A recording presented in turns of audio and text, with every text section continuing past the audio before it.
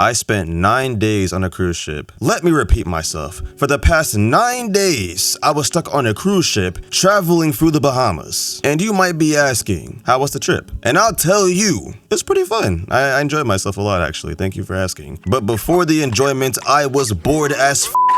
And the reason why was a combination of a lot of things. For one, this was my first ever cruise. So obviously, I was low-key nervous. I was scared the boat was gonna drown. I was scared of a lot of things, honestly. Secondly, up until that point, it had been almost a year since I had gone on vacation. So I guess, yeah, I was kind of rusty when it came to actually taking a break. And third, I was kind of frustrated that I didn't finish a video before like I had gone away, because I planned to drop a video during that week I didn't post, but yeah, it just never came out. I'm not gonna lie. Like, I started doing it before I left, right? But then I just started getting, like, I wouldn't say writer's block, because I don't write any of this shit down. I do an outline for each video and then I just go off the dome for the rest of it. So that's basically what I did for this video, right? And the previous video that I was working on. But the previous video, I just didn't know what the f to say, because it was low-key a personal story time type video, and up until that point I kind of started doing those, but I wasn't really enjoying them that much, because obviously, yeah, who the f wants to get personal with a bunch of people they don't even know? No offense, guys, but literally I just didn't feel that comfortable talking about this personal ish that I just really didn't want to talk about at all. So given the fact that I was dealing with all this shit at the same time, and on top of that I was stuck on a cruise ship, like literally stuck on a cruise ship, I cannot leave obviously.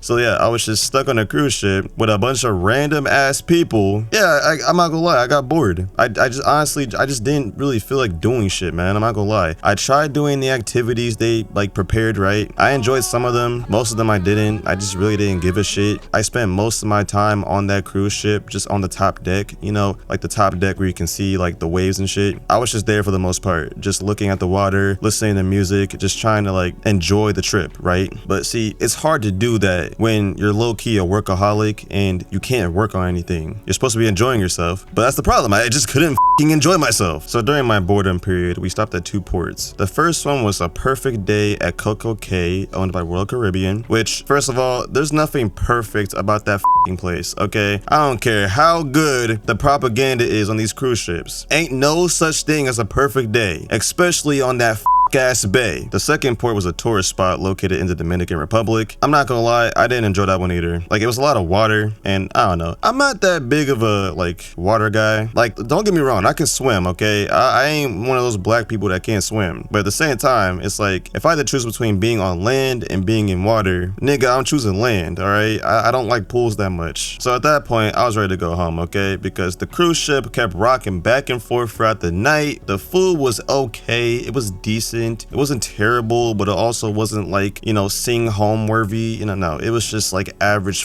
food. It was crowded as obviously. And as someone who gets overstimulated easy, I did not enjoy that at all. Like 70% of the activities they had planned felt boring as shit, and it didn't help that that specific cruise ship just felt like an old people cruise ship. Looking back on this trip, if I had the option to go on this shit again, I'd probably say no. But you know what they say, the best is saved for last, and in this case, the best was saved for the second to last, because the second to last place we ported was Aruba, and oh my god, I can make an entire video talking about how much I loved Aruba. Genuinely one of the best places I've ever traveled. I can't really pinpoint an exact reason why I loved Aruba so much. I mean, there was a lot to enjoy about it, you know? The scenery, the aesthetic, it felt like a cultural melting pot, you know? Like all these different like stores and stuff. There's a lot of fast food restaurants from America there. You had a Louis Vuitton store. It felt like a mini New York City kinda. You can tell it was colonized. If you've been to Aruba, you know what I'm talking about. There's a whole area inside the city we were in, right? That specific portion of Aruba, I'll put it right here. There's a whole tourist section basically, where there's like a lot of shops and restaurants, all that shit. And there's a lot of hotels as well, a lot of condos, a lot of vacation homes on like the far side where the beaches are. By the way, there's a lot of beaches as well. I enjoyed that as well. There were so many beaches, like 14, I think. That's what the tour guide said. There was like 14 beaches. Holy shit. And there was ATVs, dirt bikes, jet skis. There was a lighthouse called the California Lighthouse. Like, there was just so much to enjoy about Aruba. I loved all of it. Genuinely all of it. So you can imagine when it was time to get back on the ship and leave, I was very upset because I genuinely loved Aruba. I wanted to stay there forever. But sadly, we couldn't. You know,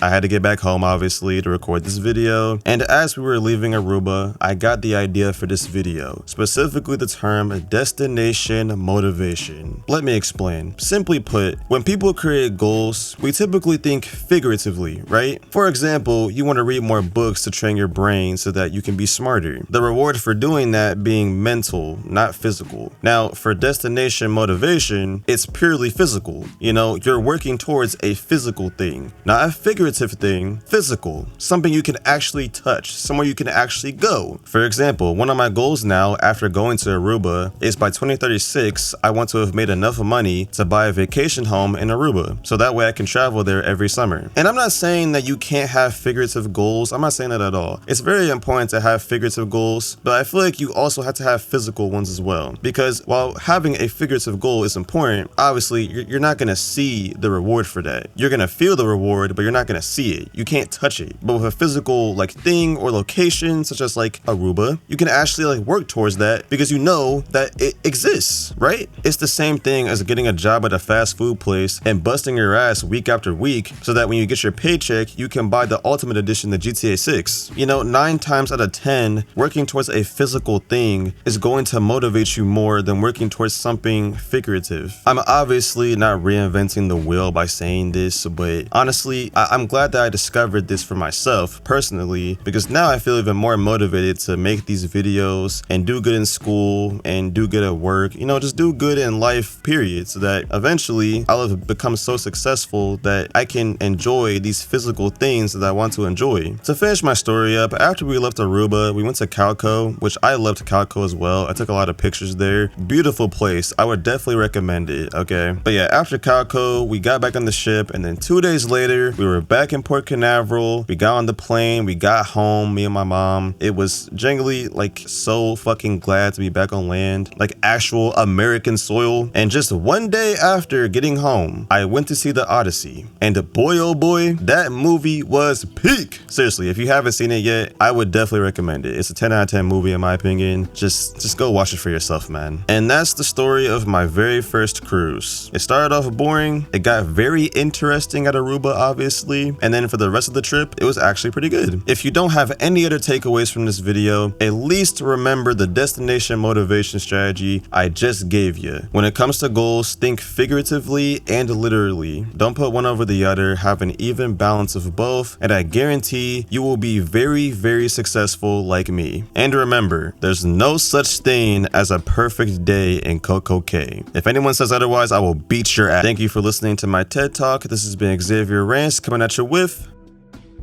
Rants. Like and sub if you enjoyed the video. If you want to put a comment, put it in the comment section. Follow me on TikTok and Instagram. And everything else can be found at this link in description. Other than that, have a good night.